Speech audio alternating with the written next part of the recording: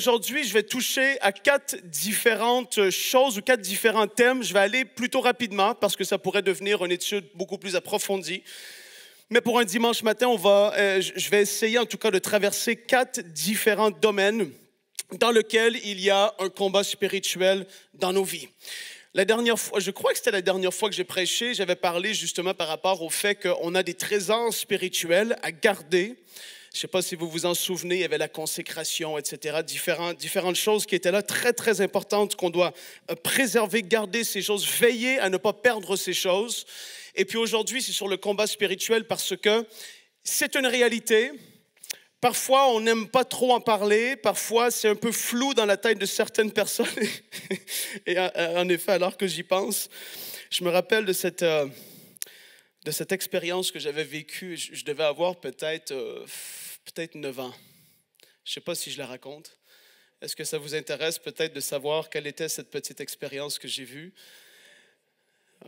Ça ne vous intéresse pas trop, je ne vais pas la raconter. OK. Je vais y aller. Donc, peut-être...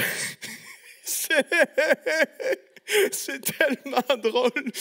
Quand j'y repense, je me dis, oh my goodness, il faut enseigner sur le combat spirituel. Donc, un jour, très jeune, mon père est pasteur, il l'est encore, après près de 40 ans de pastorat. Et puis là, j'ai à peu près, c'est ça, 9-10 ans. L'église se faisait comme dans un certain sous-sol, un peu, d'un bâtiment à Granby ici. Et puis, alors que j'entre le matin, il y avait de la prière avant la réunion. Il y avait les réunions de prière, ce n'est pas toujours les plus populaires, encore, amen. Mais cette semaine, je crois que ça a donné envie à plusieurs personnes de prier davantage. Mais donc, on rentre dans l'église, et là, sur le devant de l'église, je vois quelqu'un, c'est un monsieur. Je ne sais pas si je l'ai perdu de vue, hein. Mais dans tous les cas, il était sur le devant de l'église et il était comme ça.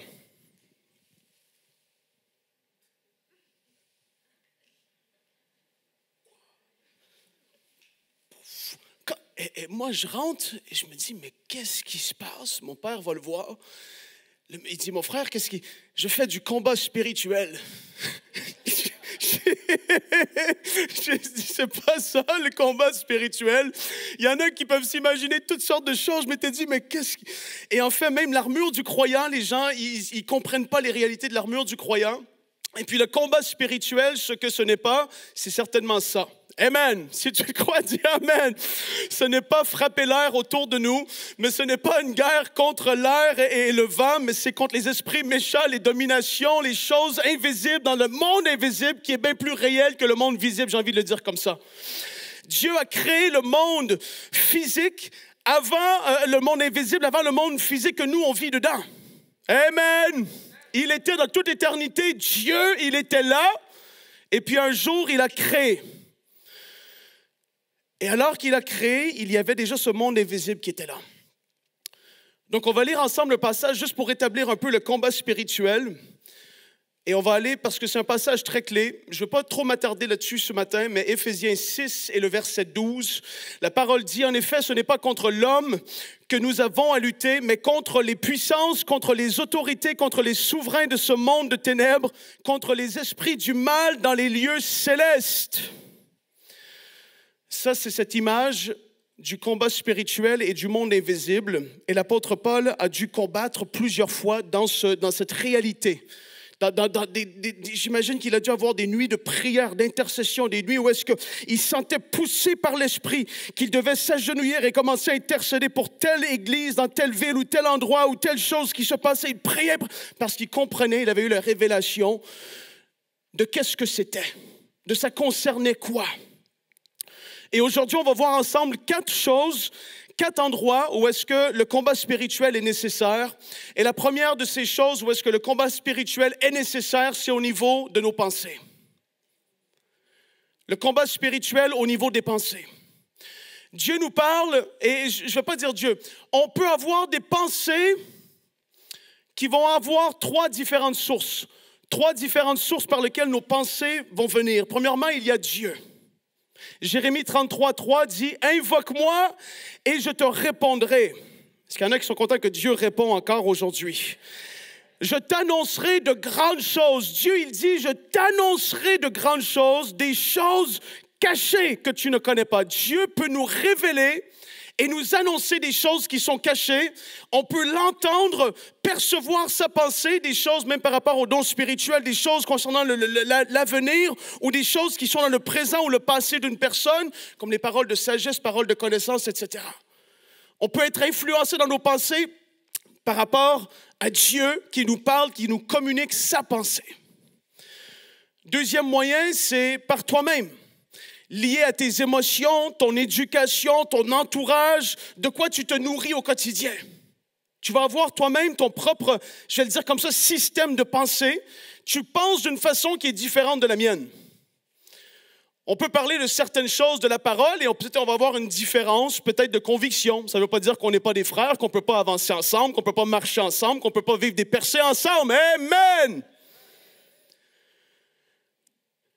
Et alors que tu es là, et quand tu regardes même Jésus, Matthieu 9, verset 4, Jésus, connaissant leurs pensées, dit « Pourquoi avez-vous de mauvaises pensées dans vos cœurs? » Pourquoi avez-vous de mauvaises pensées en vos cœurs? C'est-à-dire que par notre influence, par qui on entend, par ce qu'on a vécu, on va développer certaines pensées, certaines façons de penser qui vont être là et qui doivent être renouvelées. Et il va y avoir la troisième source au niveau de nos pensées, c'est la source qui est là, spirituelle, je vais le dire comme ça, le diable, ces esprits qui sont à l'œuvre par des chuchotements. Je l'ai déjà vécu. Par des oppressions soudaines et fortes, à travers de d'autres personnes. C'est différents moyens par lesquels le diable va passer pour vouloir influencer nos pensées, pour nous amener dans une certaine direction. Et on le voit clairement dans Matthieu 16, les versets 15 et 16. La parole dit, là c'est Jésus qui parle avec Pierre, vous connaissez ce passage. Et vous, leur dit-il, qui dites-vous que je suis? Simon-Pierre répondit, tu es le Christ, le Fils du Dieu vivant. Wow! Révélation surnaturelle de qui est Jésus. Ça, c'était fort. Tu sais, c'est le style de réponse que tu es content d'avoir été celui qui l'a donné devant les autres. Parce que Jésus, waouh, ce n'est pas ni la chair ni le sang qui t'ont révélé. Et là, après ça, la discussion continue. Et au verset 22, quelques instants plus tard, Pierre, l'ayant pris à part, se mit à le reprendre. Donc Jésus lui disait qu'est-ce qu'il devait souffrir. À Dieu ne plaise, Seigneur, cela ne t'arrivera pas. Concernant la croix, la mort et la résurrection, etc. Jésus lui dit, se retournant, dit à Pierre, arrière de moi, Satan, tu mets en scandale car tes pensées ne sont pas les pensées de Dieu, mais celles des hommes. En quelques instants, la pensée, la révélation extraordinaire, et puis par la suite, le diable qui passe à travers lui. Ça semble particulier à comprendre, mais c'est une réalité. Donc, lorsqu'on saisit qu'il y a ces trois différentes sources par lesquelles nos pensées vont être influencées, on peut beaucoup plus facilement se positionner par rapport à ce qu'on est. Et on peut en fait, d'ailleurs, alors que je prêche, je prie maintenant qu'il puisse y avoir des révélations sur certaines pensées qui sont là, qui ne devraient plus être là. Je prie qu'il y ait des forteresses qui soient brisées et je prie qu'il y ait des mensonges de l'ennemi qui soient renversés parce qu'on n'est pas là pour perdre notre temps, Père, on est là pour vivre des percées spirituelles ce matin. On est là pour comprendre qu'on est dans un combat pour nous empêcher d'entrer dans notre destinée pleinement, Seigneur. Et on veut prier que ta parole soit forte et efficace, qu'elle produise son fruit dans le nom de Jésus. On est là à comprendre que le combat au niveau des pensées, c'est toute une vie. Toute une vie. Tu ne vas jamais arrêter d'être soit attaqué ou essayer de vouloir te faire le monde et le système de ce monde veut influencer et bombarder plus que jamais auparavant. Si tu le crois, dis Amen. Tu es constamment influencé dans ta façon de percevoir les choses, les gens, quelle est ta pensée sur ça. Tout le monde a une opinion sur tout. Et on est tombé dans une hypersensibilité à plusieurs niveaux que si tu oses dire ton opinion qui est différente de celle du grand public, j'ai envie de dire comme ça, tu te fais rentrer dedans. Parce que la façon de penser et comment l'ennemi est en train de fonctionner, c'est depuis tous les temps qu'il a fait comme ça. Il influence les systèmes de ce monde, des nations, pour amener des courants de pensée, pour venir à éloigner les gens de la parole de Dieu et de Dieu lui-même. Ça, c'est le big picture. Ce n'est pas des paroles bizarres, c'est la réalité. C'est ce qu'on voit dans la parole, c'est ce que l'Église primitive a vécu. Et d'ailleurs, j'en ai la preuve, parce que Romains 12:2, qui est ce passage si puissant, si fort, souvent cité, mais très peu appliqué, est une réalité de ce que l'Église primitive vivait à Rome alors qu'ils étaient persécutés pour leur foi. Peut-être, possiblement, ça a été tellement fort, la persécution qu'ils vivaient à cette époque-là. Et là, Paul leur écrit, et il leur dit, frères et sœurs, ne vous conformez pas au siècle présent. C'est pas facile. Certainement qu'en vrai, il aurait dit, c'est pas simple, je le sais, parce que ça vient de partout. Il y a des pressions qui sont là. Mais ne vous conformez pas au siècle présent. Mais laissez-vous être transformés par le renouvellement de l'intelligence. Oh, Jesus. C'est pour ça qu'on vient à l'Église. C'est pour entendre la parole, être transformé dans notre façon de penser, même si ça nous challenge, ça nous défie, ça va contre ce qu'on a pu entendre pendant des années. Si c'est écrit, c'est la vérité. Et il y en a beaucoup qui ont, juste avec cette phrase que je viens de dire, il y en a beaucoup qui ont de la difficulté avec ça. Remettre en question la parole. Aujourd'hui, tout le monde se fait enseignant. Ceux qui veulent enseigner seront jugés plus sévèrement. Il y a des paroles qui sont moins agréables. Hein? Amen. Mais la parole néanmoins dit, ne vous conformez pas au siècle présent, mais soyez renouvelés, soyez transformés par le renouvellement de l'intelligence, afin que quoi vous discerniez quelle est la volonté de Dieu, ce qui est bon, agréable et parfait. C'est cette image et c'est ce mot transformé de métamorphose, métamorpho en grec, qui veut dire de la chenille au papillon. Tu es comme ta façon de penser. Dieu, c'est ce qu'il dit à travers de Paul. On a une façon de penser qui a été façonnée, qui n'est pas la bonne, parce que tu as été blessé, tu as vécu des traumatismes, tu as vécu des choses dans ta vie. Peut-être que tu as eu des parents durs, mais il dit aujourd'hui, tu as vécu toutes ces choses. Laisse le passé derrière. Et là, cours vers le devant et deviens ce papillon extraordinaire quand on voit des chenilles. Pour beaucoup du temps, c'est pas si beau, hein? On a trouvé des papillons extraordinaires sur le patio arrière du centre EMCI il n'y a pas longtemps. Ceux qui travaillent à EMCI savent de quoi qu'on parle. J'ai envoyé des photos. J'ai dit, mais c'est fou ce papillon! Wow! Avant, il était une chenille peut-être brune, méprisable, qu'on aurait envie d'écraser.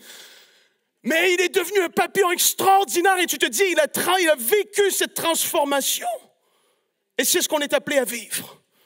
Donc, alors que tu es dans ce combat spirituel au niveau des pensées, parce que c'est celui-là qui va être, j'ai envie de dire comme ça, le premier à gagner, parce qu'une fois que tu commences à réfléchir comme la parole nous enseigne de réfléchir, tu vas commencer à changer tes actions. Tes actions vont aller dans une direction. Tu ne vas plus vouloir faire telle ou telle chose parce que tu te dis non. Maintenant, je comprends. Mon standard est celui d'un enfant de Dieu. Je suis appelé à plus que ça. Je ne suis pas appelé à vivre de telle manière ou de telle manière que le Seigneur aide ceux avec qui j'ai peut-être été dans le passé, qui vivent encore. Mais aujourd'hui, je choisis de croire que Dieu, tes voies, ta volonté, tes chemins sont les meilleurs pour moi et je vais me conformer à ta parole, à tout ce que tu dis. Et ça demande une prise de position et de dire, oui, Seigneur, je vais choisir l'humilité. Je vais choisir d'accepter qu'il y a des choses peut-être qui doivent être transformées en moi. Je vais choisir d'accepter que ce que je me suis fait dire depuis tellement d'années, c'est pas facile parce que la Bible, et c'est là que je veux en venir, c'est l'apôtre Paul qui lui aussi a écrit aux Corinthiens. Et dans 2 Corinthiens chapitre 10, les versets 3 et 5, il décrit ce que c'est une forteresse au niveau des pensées. Il y a beaucoup à dire là-dessus. J'ai souvent enseigné beaucoup de messages parce que c'est une telle importance de vivre et de comprendre cela. Que l'ennemi, alors que tu as vécu des choses, pierre par pierre, imaginez-vous une forteresse dans l'ancien temps, dans les champs de bataille, des forteresses qui étaient montées, élevées, pierre par pierre, il la construisait. Et la forteresse devenait très grande, très, très haute. Et lorsque les gens venaient pour pouvoir justement attaquer ou autre, ceux qui étaient dans la forteresse avaient le beau jeu. Parce que d'une toute petite fenêtre dans la forteresse, qui est armée de pierres, et dans ce temps-là, ils n'avaient pas les bazookas, les tanks et toutes les choses pour exploser, faire ça. Non, ils avaient des arcs à flèches. Comment est-ce que tu sais que tu vas plus loin avec un arc à flèche aujourd'hui? Et ils étaient avec leur arc à flèche à travers des fenêtres et ils pouvaient tirer vers ceux qui voulaient s'approcher de la forteresse, pour faire des dégâts à volonté. Et c'est ce que l'ennemi a érigé. Dans certaines mentalités, c'est comme des forteresses qui sont là, par lesquelles l'ennemi attaque et veut maintenir captif et veut te garder de pouvoir avancer parce que toi, tu as une façon de penser qui est là, qui a été conçue, qui a été construite par ce que tu as vécu et ton passé, etc. Ça ne veut pas dire que c'est mal, mais ça ne veut pas dire non plus que c'est l'absolue vérité, que c'est le meilleur pour Dieu, pour ta vie, de Dieu pour ta vie. Et alors qu'il a construit ces forteresses, il peut t'attaquer aisément. Mais une fois qu'elle est exposée, une fois que tu le sais, parce que tu as lu quelque chose, et tu te dis, tiens, ben je pense le contraire. Qu'est-ce qui me fait croire que ça, finalement, c'est ce que j'ai toujours pensé que c'était? Et tu plonges les regards dans la parole. Parfois, c'est une discussion avec une personne, un frère, une sœur, remplie d'amour. Je pense telle chose, mais je commence un peu à douter de cette chose dans ma vie. Regardons la parole, ce qu'elle dit. Peut-être que tu as une façon de penser par rapport à ça. Mais regarde, je vais t'encourager. Et là, quelqu'un commence dans la douceur et dans l'amour, te parle et est en train de déconstruire ce que l'ennemi avait bâti à la longue. La parole et la vérité de la parole qui t'est enseignée commence à faire que les forteresses sont renversées, commence à faire que les forteresses diminuent. Et l'ennemi, là où est-ce qu'il y avait une emprise, cette emprise, elle est brisée, elle est vaincue. Dis Amen! Parce que c'est comme ça qu'il fonctionne. Il veut garder captif par le système de pensée que tu as eu qui n'est pas en accord avec celle de la parole de Dieu. Ça, c'est le premier défi, le premier niveau qui doit être attaqué sur le niveau des pensées.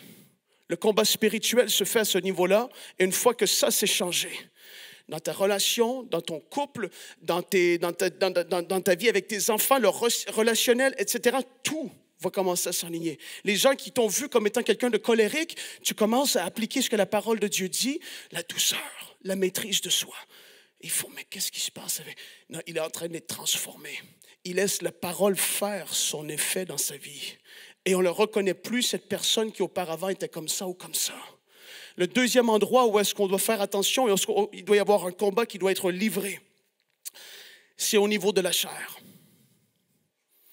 La chair est quelque chose de particulier. Il y a des traductions aujourd'hui, la seconde 21, qui va nous parler de la nature humaine. Je vais lire le passage de Galates ensemble, parce que vous savez, moi j'ai peut-être, je ne sais pas si c'est un défaut, mais je veux simplifier la vie chrétienne parfois parce qu'on l'a rendu tellement compliqué. Non, ce n'est pas un défaut, Frank, non, c'est bon, hallelujah. Parce que les enfants peuvent marcher une vie chrétienne victorieuse. Amen. Et il y a des choses qui sont là lorsque tu saisis. Et je veux t'encourager, on a fait tellement d'émissions à MMCI sur les pensées, la guerre dans les pensées, comment fonctionne, comment filtrer au niveau de nos pensées. Il y a plein de passages que je ne peux pas vous citer aujourd'hui. Mais allez voir, étudier, rechercher et appliquer. Ça va faire des changements extraordinaires. La chair est quelque chose qu'on est appelé à passer au-delà de vivre une vie dans la chair. Et là, vous allez voir qu'est-ce que je veux dire par là. Il faut sortir du sentier de la marche dans la chair pour embarquer sur le chemin bien plus glorieux de la marche par l'esprit. Amen. Galates 5, les versets 1 et 2. Allez avec moi, s'il vous plaît, si vous avez votre parole. Galates 5, versets 1 et 2. Là, ici, c'est important. Le contexte, c'est des croyants qui veulent par des faux enseignants, qui veulent se faire ramener d'une vie de foi et de liberté dans la grâce de Dieu que Jésus a acquis à la croix à travers de son sacrifice, sa mort, sa résurrection. Le juste qui vit par la foi, qui est pardonné, qui ne doit plus se soumettre à la loi de Moïse du passé. Des faux enseignants veulent prendre ces croyants qui ont reçu Jésus-Christ et les ramener sous la loi. Ça, c'est le contexte de ce passage. La loi était rigide, sévère. Il y en avait 600 quelques lois que tu devais tenir et si tu en brisais une, tu étais coupable pour tous. Ouh, je suis content de ne plus être là-dedans. La grâce de Dieu, qu'est-ce qu'elle est bonne. Galates 5, versets 1 et 2. Paul, il leur encourage, il leur dit, c'est pour la liberté que Christ nous a affranchis. Il est en train de dire, Christ nous a libérés pour qu'on soit libre. Frères et sœurs, on a été affranchis pour la liberté. Il leur rappelle cette réalité. Il leur dit, tenez donc ferme dans cette liberté, c'est-à-dire demeurez dans la liberté que vous avez reçue. Et ne vous placez pas de nouveau sous la contrainte d'un esclavage. Wow, c'est des mots forts. Il dit persévérez, gardez la liberté que vous avez reçue. Ne vous remettez pas sous un joug de l'esclavage. Et il dit au verset 2, moi Paul, je vous le dis, si vous vous faites circoncire, Christ ne vous servira à rien.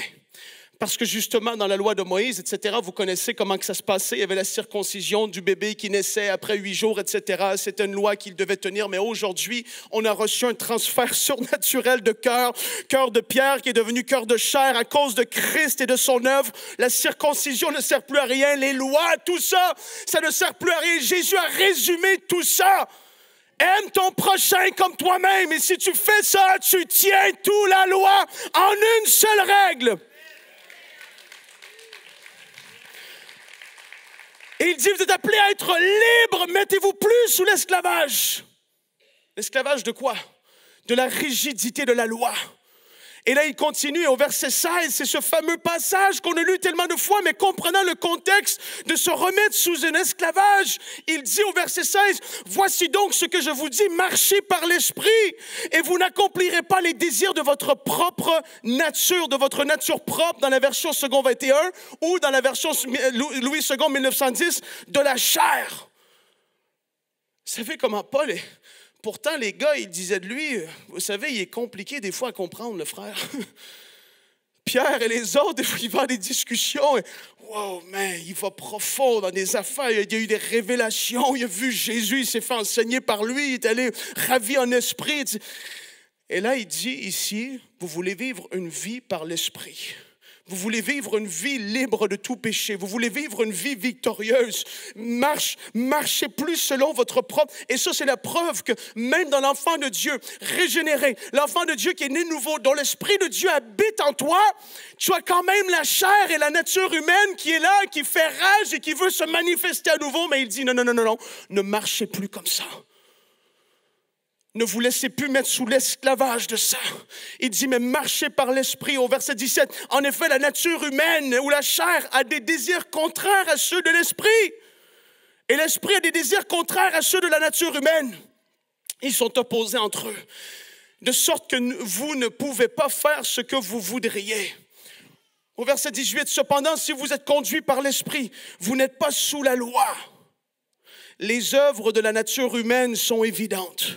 Ce sont l'adultère, l'immoralité sexuelle, l'impureté, la débauche, l'idolâtrie, la magie, les haines, les querelles, les jalousies, les colères, les rivalités, les divisions, les sectes, l'envie, l'ivrognerie, les excès de table et les choses semblables. Je vous préviens, comme je l'ai déjà fait, ceux qui ont un tel comportement n'hériteront pas le royaume de Dieu. Mais le fruit de l'esprit, c'est l'amour, la joie, la patience, la bonté, la bienveillance, la foi, la douceur, la maîtrise de soi. Contre de telles attitudes, il n'y a pas de loi. Ceux qui appartiennent à Jésus-Christ ont crucifié leur nature propre avec ses passions et ses désirs. Si nous vivons par l'Esprit, laissons-nous aussi conduire par l'Esprit. Ne soyons pas vaniteux et nous provoquant les uns les autres en nous portant envie les uns aux autres. Wow!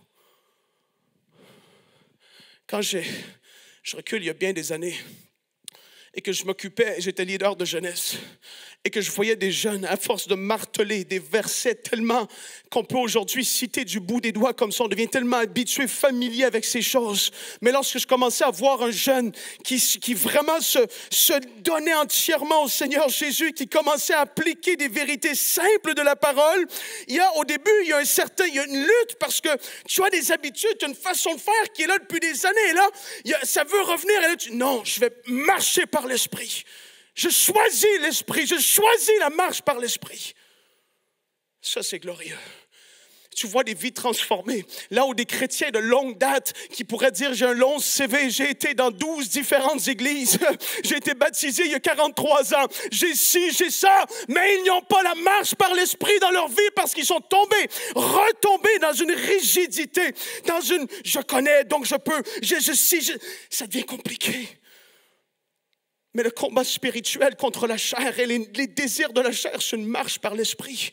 Tu te gardes rempli de l'Esprit. Tu chantes en langue, tu chantes des cantiques, tu as une vie de prière, tu médites la parole.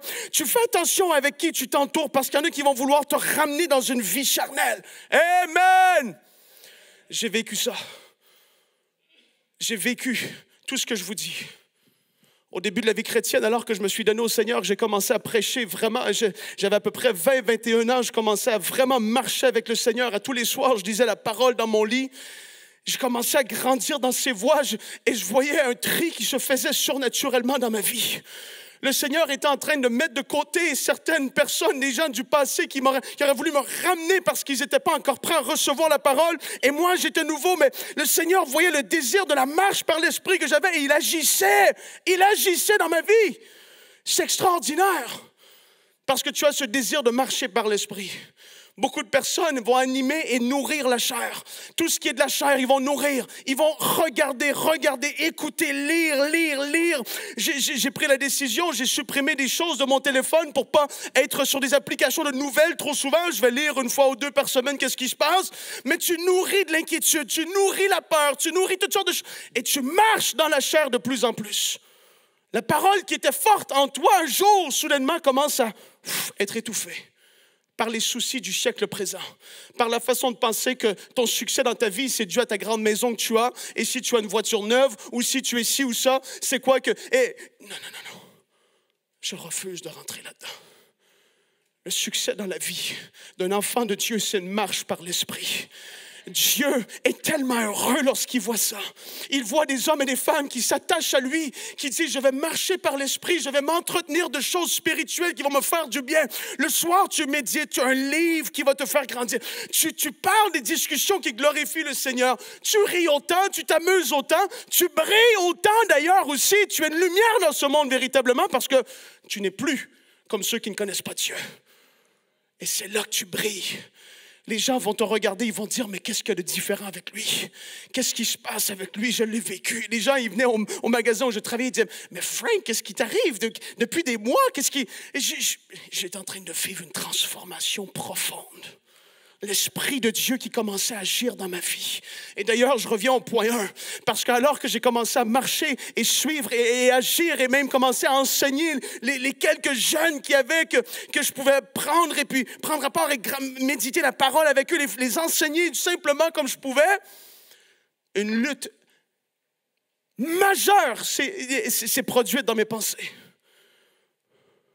J'en ai témoigné quelques fois dans des émissions. Parce que j'ai commencé à servir le Seigneur et j'ai commencé à enseigner.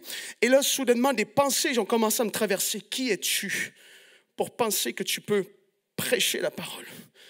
Regarde ce que tu as fait dans le passé. Regarde ce que tu as dit dans le passé. Regarde comment tu agissais. Ne te rappelles-tu pas de ce que tu as fait? C'était devenu une oppression forte et soudaine, comme je l'ai parlé tout à l'heure. J'étais au travail, je devais aller dans le backstore où je travaillais et je devais prendre autorité. Non, il n'y a point de condamnation pour ceux qui sont en Jésus-Christ. Je refuse ces pensées au nom de Jésus. Ça, c'est une marche par l'Esprit. Satan, tu ne m'auras pas. Mes pensées vont être alignées avec la parole de Dieu. Il m'a appelé, il m'a fait de moi un enfant de Dieu. Je suis saint, sans tache devant lui. Oh, alléluia! Je m'étais dit que je n'allais pas prêcher un matin. J'y arrive jamais. Amen. Ce combat, cette lutte dans les pensées est une réalité. Ça avait duré 2 à 3 semaines.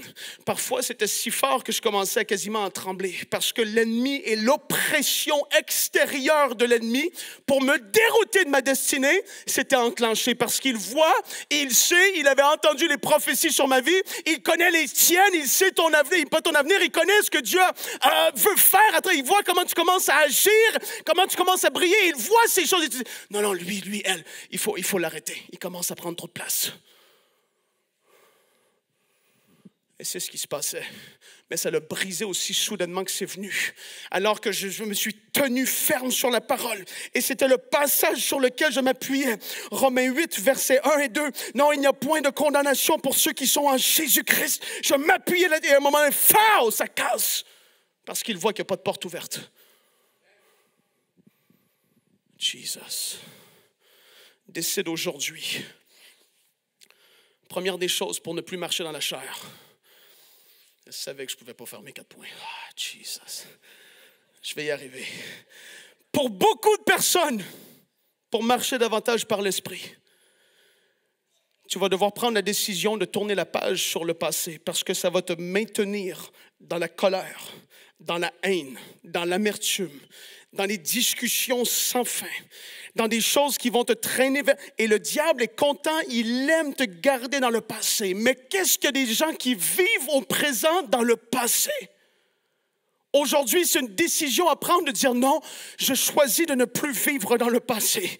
Dieu m'a amené là. Aujourd'hui, je suis vivante encore. Je respire. J'entends sa parole. Aujourd'hui, je l'entends. Je refuse de vivre dans le passé et surtout, je pardonne ce qui m'a été fait. Pardon va relâcher tellement de choses. Tu vas faire... les sentiments de la chair et de la nature humaine qui font rage en toi à cause que tu vas pardonner, laisser le passé être le passé. Mais tu vas dire aujourd'hui, c'est là. Et Dieu a quelque chose pour moi en avant. Je le sais que je le sais, il m'amène à quelque part. Tu vas voir les choses commencer à changer. Tu vas être souriante, tu vas être heureux. Les gens vont dire, mais en effet, parce que tu as pris cette décision de dire le passé, c'est le passé. Tu vas dire que je vais prendre cette décision d'être une personne forte dans l'esprit. Je vais vivre une vie de prière plus forte, comme beaucoup cette semaine l'ont vécu. Ils ont appris à percer dans l'esprit. Ça, c'est extraordinaire. Ce n'est plus des prières du bout des lèvres, mais tu persévères dans l'esprit. Et là, waouh! Le Seigneur t'utilise. Tu vis une vie dans l'esprit et tu repars d'ici étant rempli de l'esprit. C'est un sentiment extraordinaire. Les choses de ce monde et de la chair n'ont même pas d'envie dans ta vie quand tu repars rempli de l'esprit. C'est tellement glorieux. Il faut que tu le vives. Je ne peux pas te l'enseigner. Il faut que tu le vives. Tellement des millions et des millions et des millions de personnes ont vécu ce que je vous dis aujourd'hui. Et je veux vous encourager à vivre une vie forte dans l'esprit. Tu vas te nourrir de choses spirituelles et tu vas prendre cette habitude de te garder rempli de l'esprit. Comme Paul le dit dans Éphésiens. T'entretenir par de la musique qui va élever le Seigneur Jésus. Sans forcément que tu chantes au début, mais tu vas voir, tu vas chanter à un moment donné comme moi. Même si c'est nul. Oh, hallelujah. Des fois, tu vas chanter tellement fort, tu vas perdre la voix comme moi. Wouhou! Décide aujourd'hui de ne plus marcher par la chair. Ça va se ressentir encore une fois dans ton couple, dans ta famille, dans tes relations, au travail. Tu vas être une personne qui va refléter vraiment le Seigneur Jésus. Paul n'a pas dit que c'était compliqué. Il a dit, choisissez de marcher par l'esprit. Mettez de côté la chair. Ne vous mettez pas sous l'esclavage encore de ce que la chair veut faire et dominer dans ta vie parce que la chair va vouloir dominer. Troisième niveau où est-ce qu'il y a une guerre spirituelle qui se passe, c'est dans l'Église.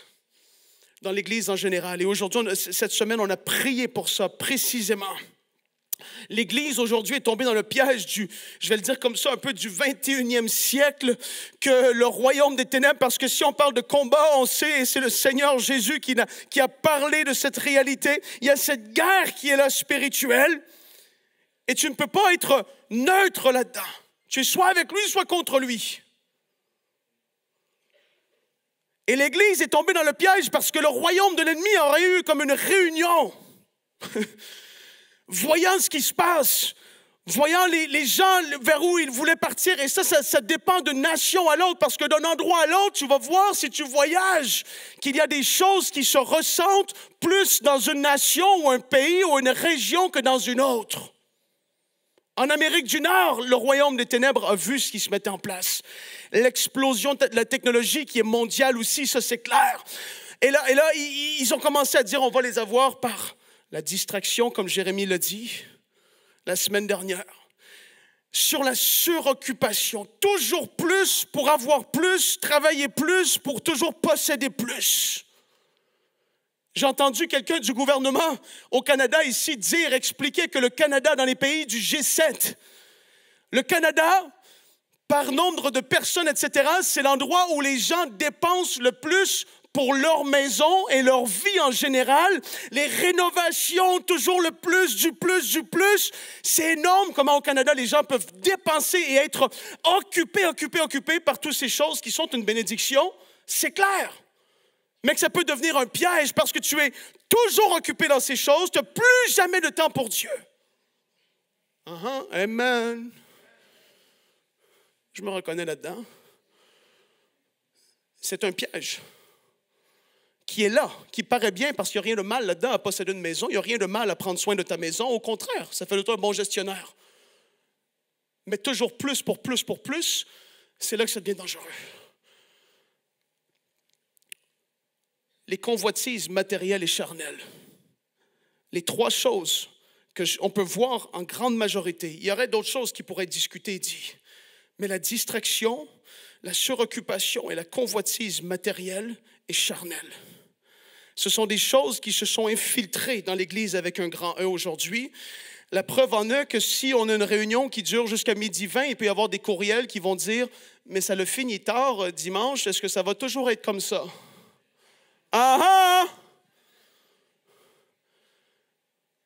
On choisit de faire comme on veut. Alléluia. On respecte les heures qu'on dit. Mais s'il y a une action de l'esprit, s'il y a un appel à la prière, on ne va pas se dépêcher pour que les gens puissent rentrer.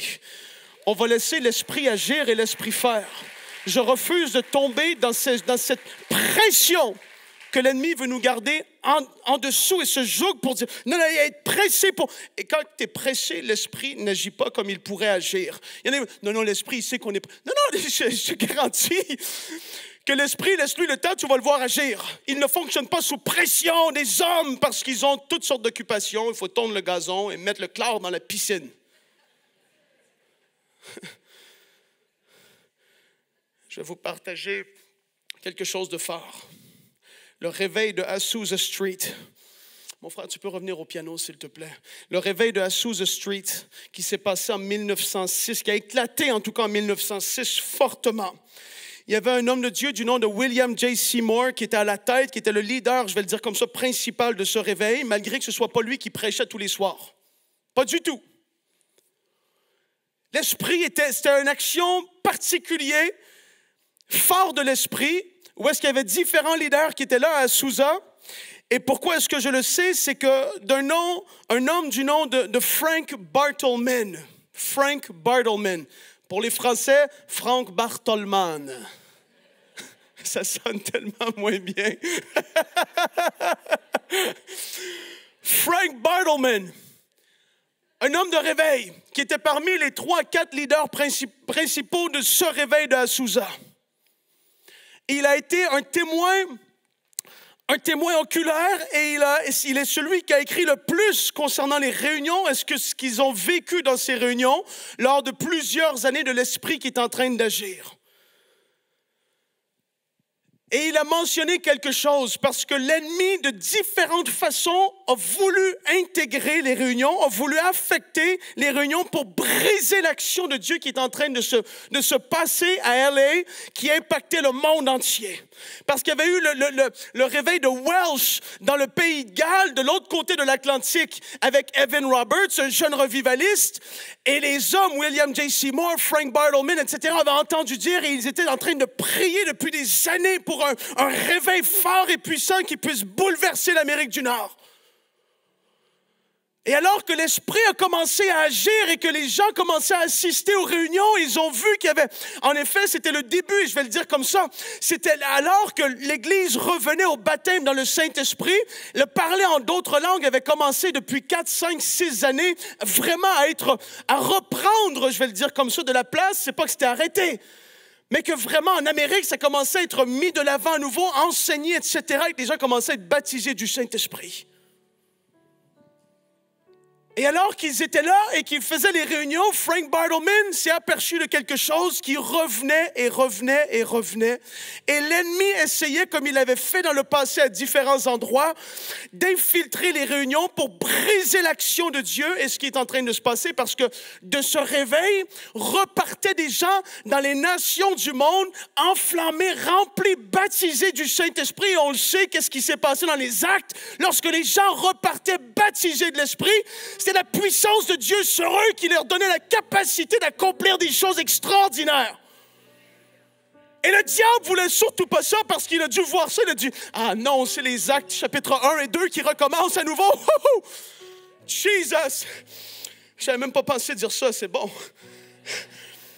Parce que l'ennemi a vécu dans le passé le monde spirituel depuis des millénaires. Et là, les mêmes démons à l'œuvre aujourd'hui étaient là dans les Actes des apôtres. Certains parmi eux. Le diable a voulu court-circuiter. Regardez ce que Frank Bartleman a écrit par rapport au fait que l'ennemi voulait essayer d'une façon, on peut l'afficher s'il vous plaît, essayer de vouloir défaire ce qui se passait. Donc ça, c'est Frank Bartleman ici, qu'on va rencontrer un jour. Hey man, les Franks sont des bons gars quand même, hein? C'est une blague.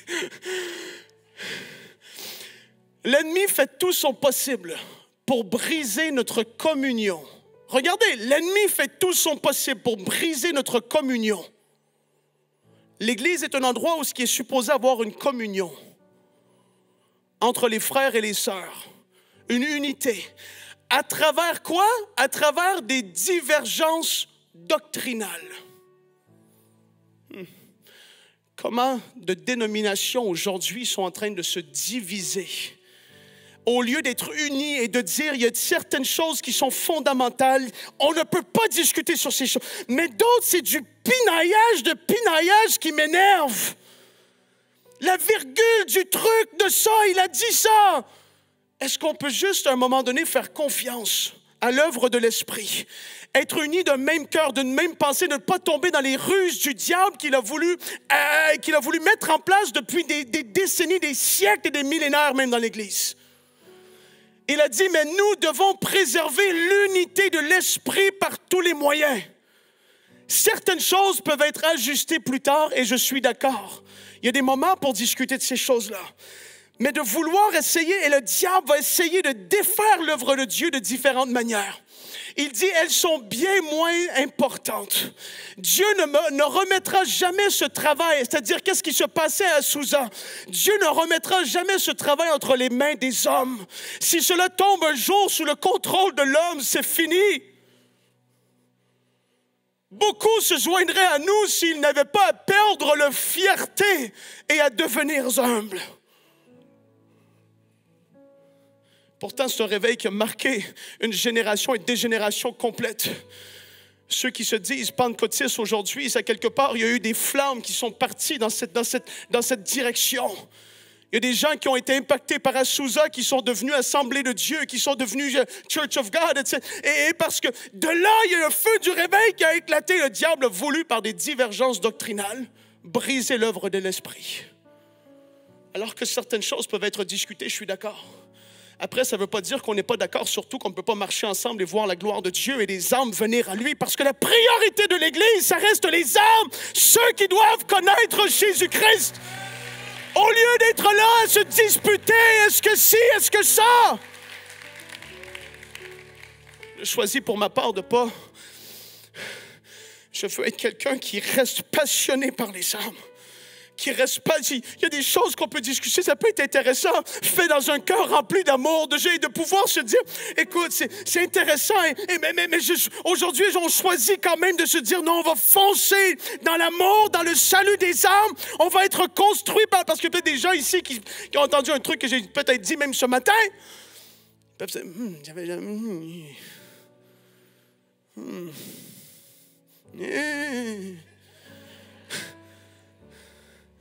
mais qu'est-ce que ça fait si on n'est pas d'accord sur toutes les virgules? J'ai envie de vous le dire, soyons plus matures que ça. La bonne doctrine est importante. La théologie est importante. On travaille sur un projet qui s'appelle Ma Bible. C'est un projet tellement important qui va bouleverser des millions de vies, je veux le croire, par la puissance de l'Esprit qui va être à l'œuvre. Parce que Dieu veut que sa parole soit propagée. Une des dimensions dans lesquelles le diable va vouloir œuvrer, c'est dans la division. Il l'a toujours fait. Et alors que les hommes commencent, et vous le remarquerez, parce que j'ai quand même étudié un petit peu, je ne suis pas un historien chevronné, mais ça m'intéresse et j'aime lire là-dessus. Qu'alors que tu regardes ce que des dénominations qui ont une fois été en feu, étaient des modèles, des standards, étant ceux qui vraiment évangélisaient, gagnaient le plus d'âmes aujourd'hui, c'est froid comme ça se peut pas. Dans des disputes et des divisions et des séparations, que tu peux voir pratiquement aucun fruit. Parce que Jésus a dit de regarder un arbre à ses fruits. Ce n'est pas mauvais, ce n'est pas de juger, c'est de constater. Amen. Et tu te dis, il y en a qui sont tombés dans tellement de choses et le diable en est content, il se frotte les mains. Ah, ils sont pris là, dans leurs histoires de doctrine et ils rient. Ils voient des personnes liées, captifs dans l'Église et je suis content. Ils se frottent les mains parce qu'ils voient que les gens sont sous l'esclavage au lieu de marcher par l'Esprit qui est d'une telle simplicité. Ils voient des gens dominés par ces démons, ces légions et ces choses qui sont relâchées pour arrêter l'Église. C'est un combat spirituel ce qu'on vit. Tout est fait pour te garder en arrière, pour t'empêcher d'aller en avant. Tout est fait de retenir l'Église, de pouvoir briller, gagner des âmes. Parce qu'il y a une éternité qui est devant nous, qui est la réalité, qui est plus importante que toute dispute de mots. Jesus. On va tous être devant lui un jour. Tu es avec lui ou tu es contre lui? Et c'est pour ça qu'on est appelé à briller. C'est pour ça que cette semaine, alors qu'on priait, et c'est comme j'avais dit un soir, j'avais pris la parole à la fin, j'ai dit, imaginez ce soir, on a prié, intercédé, et si dans le monde invisible, on aurait vu sur le parking, qu'est-ce qui se passait, les anges peut-être qui étaient en action, le combat qui se faisait. Le royaume des ténèbres qui reculait parce que l'Église priait comme ça. Wow! Ça, c'est ce qu'on vit. Il y a une réalité, il y a un combat spirituel pour ta vie. Il y en a un pour ta vie. Je me répète, il y en a un pour ta vie. Il veut te retenir en arrière par tes pensées, par ta chair, par des disputes de mots. Et il y a même une réalité qui est là, que Jésus a mis de l'avant. Il y en a qui sont littéralement enchaînés. C'est même pas au niveau des pensées que c'est une transformation où la chair c'est entre tes mains. Beaucoup de gens pensent qu'ils mettent ça sur le dos des mauvais esprits, mais ils sont juste charnels. Ils sont charnels. Et ils doivent marcher par l'esprit pour être victorieux de ces choses, au lieu de venir pour la prière, pour dire c'est ça. Non, tu es charnel parfois. J'ai été charnel. Et on a besoin d'être mature et de s'ouvrir les yeux et de dire oui, j'ai une porte, j'ai ma chose à porter là-dedans. Ce n'est pas juste le monde spirituel. Non, j'ai ma part aussi. Mais Jésus a démontré que parfois, il y avait des mauvais esprits qui étaient à l'œuvre, qui gardaient des gens enchaînés, liés, captifs. Jésus a même dit qu'il y avait des personnes, lorsqu'il a chassé des esprits, alors que des esprits sortaient, et c'est écrit des esprits impurs, ils sortaient et les maladies quittaient avec, parce que les esprits causaient les maladies. Je n'ai pas envie de rentrer dans des histoires de non, c'est un esprit impur qui a besoin de sortir. Par l'autorité du nom de Jésus-Christ.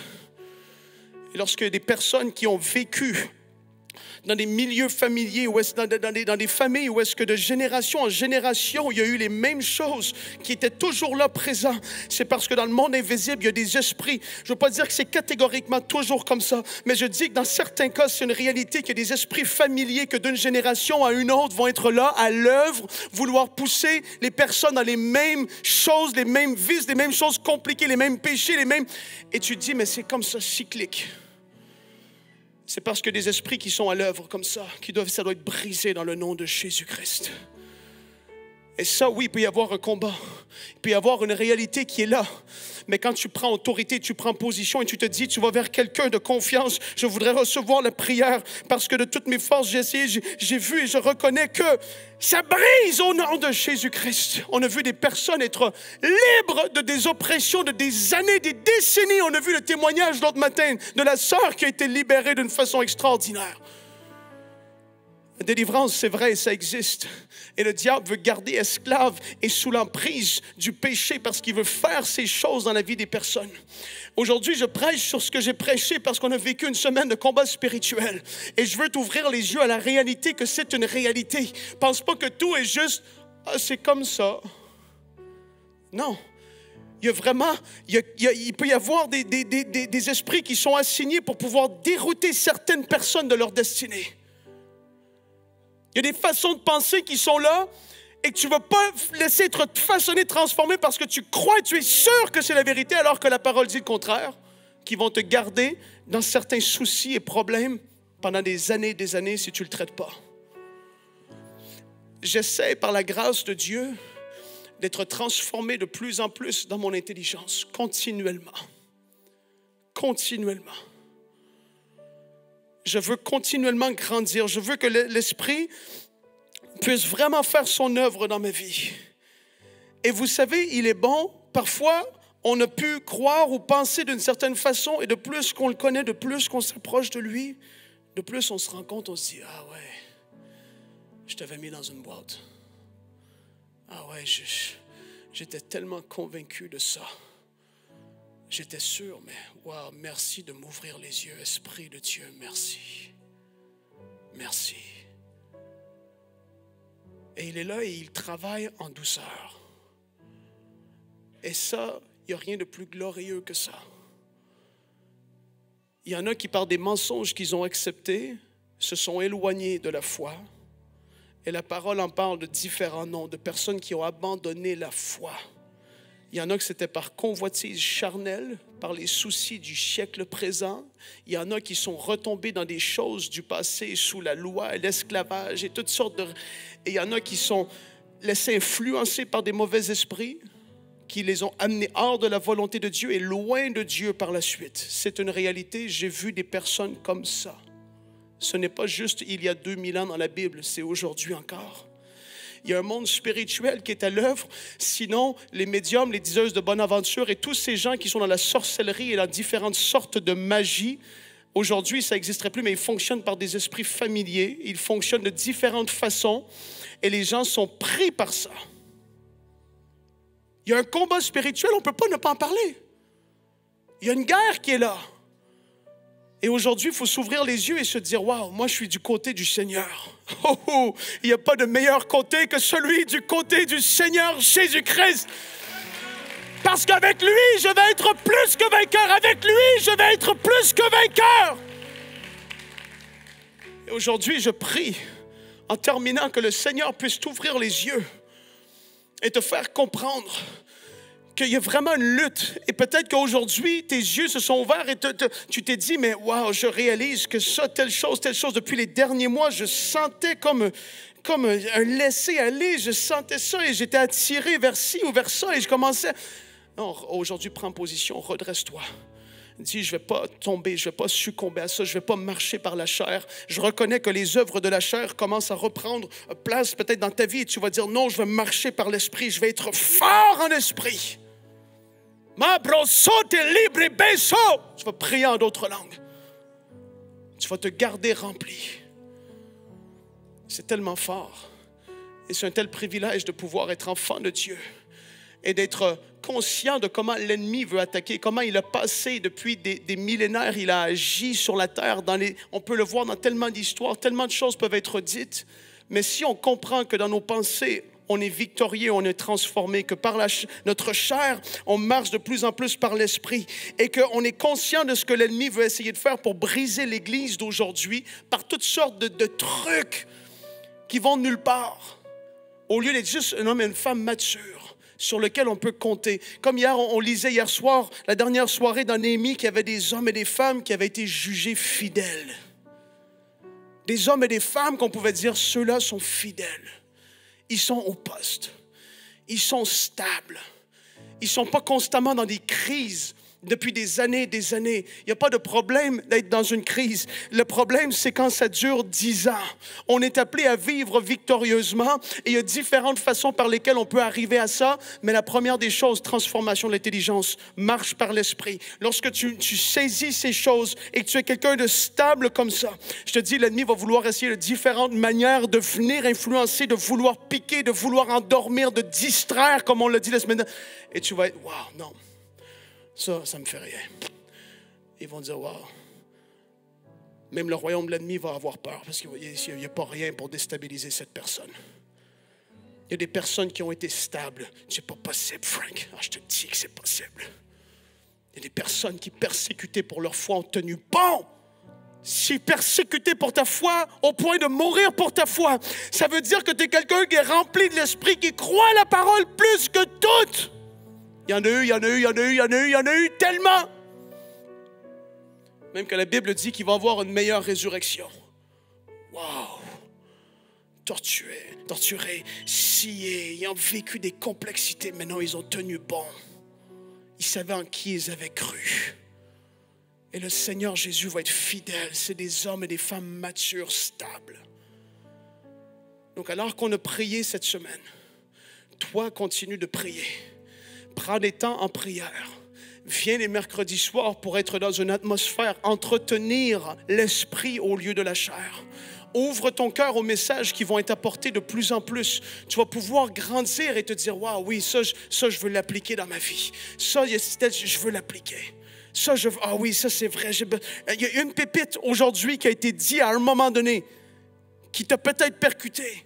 Garde-la, accroche-toi à cette chose et applique-la. On dit tellement de choses dans un message et tellement peut être oublié. Mais la chose que tu te rappelles, chéris-la et dis-toi, non, je vais l'appliquer. Cette chose-là, ça me concernait. Seigneur, je dois appliquer ça. C'est là que tu sors d'ici et en grandis. Au début, j'ai dit, qui veut grandir ici? Beaucoup de monde ont applaudi. On dit, moi. Tu ressors et tu appliques. Je suis challengé dans des messages, des fois les dimanches matins, que je me dis, mais wow, ça c'est fort. Ah ouais, ça, Seigneur, j'ai besoin de ça. C'est normal, c'est un processus. On grandit en maturité. Et Éphésiens 4, les versets 11 et 12, on connaît que Dieu a donné les uns comme apôtres, les autres comme prophètes, les autres comme évangélistes, comme bergers ou pasteurs et enseignants. Mais pourquoi ils sont là?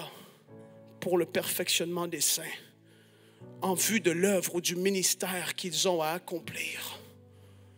On est là pas pour perdre notre temps, pour perfectionner l'Église avec un grand E. Et cette communauté locale, plus précisément en ce qui concerne Plénitude, de vous voir grandir, être perfectionné en vue de l'œuvre du ministère que vous avez à accomplir. Vous, parce que dans votre milieu, dans votre cercle, vous avez quelque chose à faire.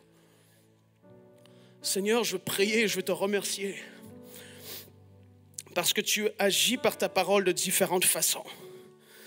Et cette semaine a été une semaine où il a commencé à y avoir des percées.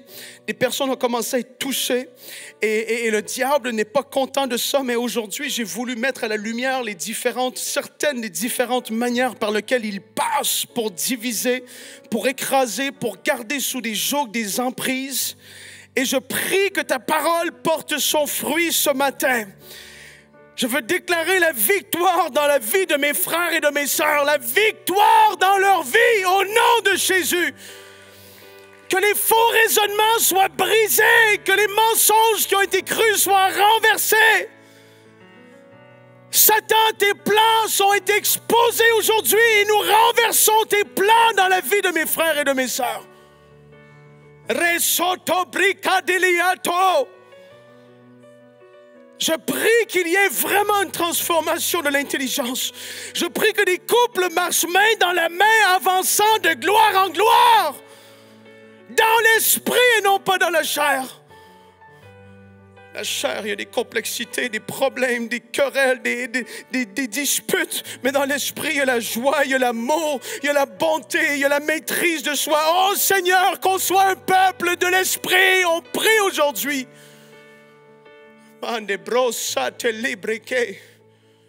Nous t'adorons, Seigneur. Et on veut aujourd'hui grandir. On veut devenir ce papillon extraordinaire. Vraiment interviens. Fais une œuvre glorieuse. Je prie dans le nom de Jésus. Que dans cette église, il n'y ait aucune dispute ou division ou de truc dû à ce que l'ennemi voudrait faire de différentes façons comme il a voulu le faire à Azusa et dans tellement d'autres endroits, les mêmes pièges qui reviennent. Prends autorité au nom de Jésus-Christ. Ce peuple est mature, fort dans la foi. Je veux le décréter, qu'ils ne vont pas tomber dans les mensonges de l'ennemi. Oh Seigneur, nous t'adorons et nous te remercions. Merci Seigneur. Seigneur, aujourd'hui, alors qu'on termine, je prie que par ton esprit, tu puisses toucher les cœurs de mes frères et de mes sœurs. Vraiment qu'il y ait des décisions fermes de plus vivre dans le passé, de pardonner, de tourner la page. Qu'ils en témoignent dans 1 mois, 2 mois, 3 mois. J'avais pris en cette journée-là la décision de tourner la page sur le passé pour laisser de côté l'amertume, la haine, la colère, toutes sortes de choses. Et j'ai pardonné et ma vie a avancé d'une façon extraordinaire. Seigneur, fais-le par ton esprit. Je veux donner l'opportunité à quelqu'un aujourd'hui qui ne connaît pas Jésus personnellement encore dans sa vie, de pouvoir l'accepter. Peut-être que tu t'es reconnu dans ce que j'ai dit. Peut-être que tu comprends un peu plus ce que tu as vécu jusqu'à aujourd'hui. Tu t'es senti tiraillé. Tu as eu une envie de pouvoir t'approcher de Dieu, mais tu as refusé ou tu étais comme combattu parce que oui, il y avait un combat pour ta vie. Aujourd'hui, si c'est ton cas, et si tu veux recevoir la grâce de Jésus qui a pardonné tous tes péchés, si tu veux faire la paix avec lui, tu veux le recevoir dans ta vie pour commencer une vie nouvelle avec lui. Parce qu'il t'aime d'un amour extraordinaire et il t'attend les bras grands ouverts. Il t'aime tellement. Et il veut te voir avancer avec lui. Il veut t'amener dans de verts pâturages, c'est-à-dire dans des endroits paisibles. Il veut te voir sortir de toute forme d'esclavage spirituel qu'il peut y avoir dans ta vie pour te voir marcher librement. C'est son désir. Il a dit, je suis venu pour que les brebis, en parlant des gens, qu'ils aient la vie et la vie en abondance, mais il a dit, mais le voleur, lui, le diable, il vient pour voler, égorger et détruire. Et peut-être c'est ce que tu as senti, que tu as vécu depuis des années dans ta vie. Continuellement des attaques, des lourdeurs, des oppressions, comme que j'ai pu décrire, que j'avais même vécu au niveau de mes pensées. Je veux t'inviter, si tu veux recevoir Jésus, lève la main là où tu es. Lève-la et montre-la au Seigneur. Je vois ta main. Est-ce qu'il y a d'autres personnes? Est-ce qu'il y a d'autres personnes qui veulent recevoir le Seigneur Jésus? Je vois votre main au fond. Oui, je la vois. Soyez pas gênés. Aujourd'hui, le Seigneur, il vous attend les bras grands ouverts. Je vois votre main aussi. Seigneur, merci. Merci, Seigneur. Est-ce qu'on peut se lever tous ensemble? Et vous qui avez levé la main, je veux pouvoir prier pour vous et avec vous. Tout de suite, maintenant, avancez-vous, vous qui avez levé la main, avancez-vous, je veux prier avec vous. Et je veux prier pour vous.